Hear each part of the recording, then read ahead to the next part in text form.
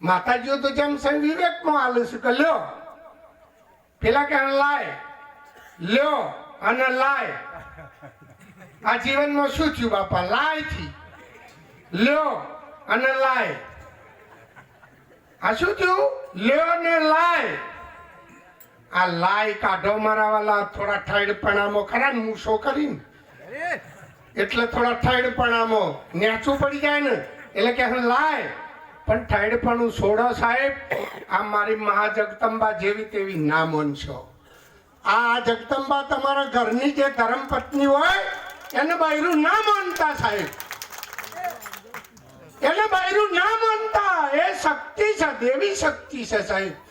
તમારું જો આગળ વધાર્યું હોય, તમને સાથ આપ્યો હોય તો એ દેવી શક્તિ આલી શકે છે. બાકી એક પૈડે ગાડું કોઈ દાડો ચાલે નહીં.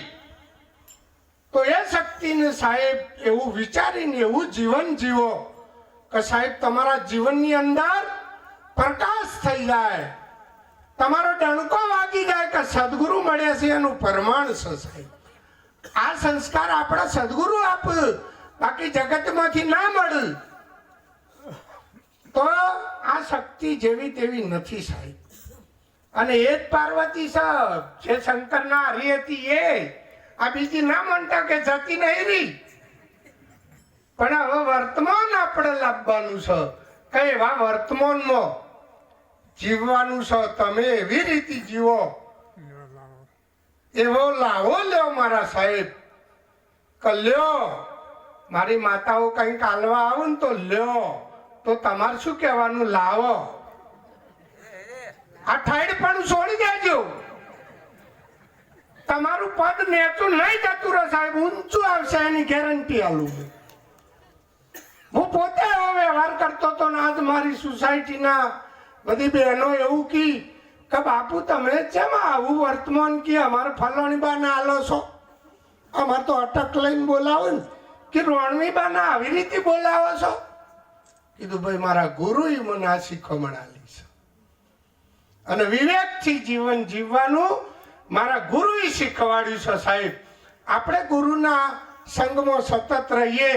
આપણામાં જો બોલવા ચાલવાનો, હેડવાનો, પહેરવા ઓઢવાનો વિવેક ના હોય તો સાહેબ ગુરુ સુધી અસર પહોંચશે.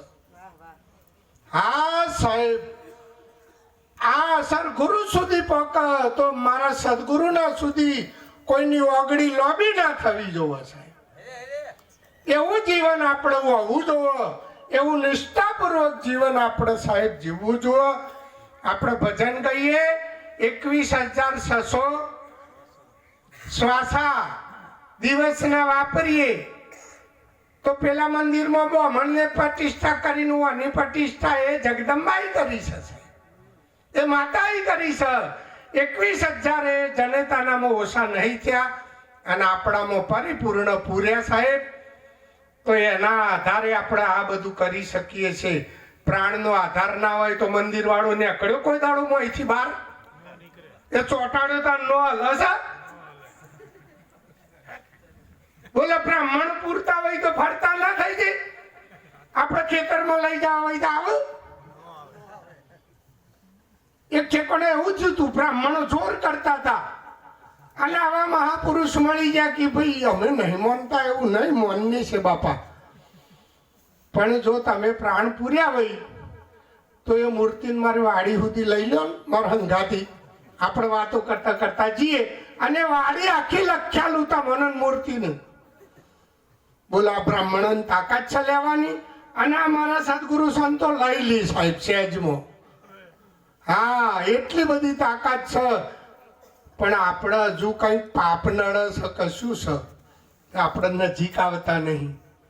નજીક આવવાની જરૂર છે સાહેબ. શેટા ફરે તો મેળ પડાયો નથી. પેલા હંસ ને હંસલી આકાશ માર્ગે જતા હતા ને ખૂબ ગરમી લાગી, તરસ લાગી, તે સમુદ્ર આવ્યું તો ઉતર્યા, પાણી પીધું. પાણી પીને પછી એવું હાશ એટલે માછલી ફરતી હતી તે કે હે હંસ રાજા આ હાશ મને બતાવો ને. હંસ રાજા કે ભાઈ આ બતાવવા જેવી વસ્તુ તો નથી, પણ કદાચ તારે જાણવું હોય તો નજીક આય. જાણવું હોય ને તો નજીક આવે. એટલે જેવો નજીક આવ્યો એવો પકડીને બહાર મેલ્યો ને તડફડ તડફડ કરવા મળે. પાછા પકડીને મોં મેલ્યા કે હાશ આવી હાશ છે મારા વાલા. સદગુરુના શરણમાં જઈએ ને તો જ હાશ મળે. આ બધું જોવાથી નહીં મેળ પડે. આ બધોને હાશ થઈ ગઈ ને એ તો શરણમાં ગયા અને સદગુરુ એમ કરીને પકડ્યા અને બધો કચરો બાદ કરીને શો તાણે હાશથી છે. એટલે આપણે સદગુરુના શરણમાં જઈને સાહેબ આ જીવનની અંદર હાશ મેળવવી હોય તો આ અવસરે જ મળશે, નકર નહીં મળે. પણ આમાં થયું છે કેવું, પેલા એક શેઠ હતા ને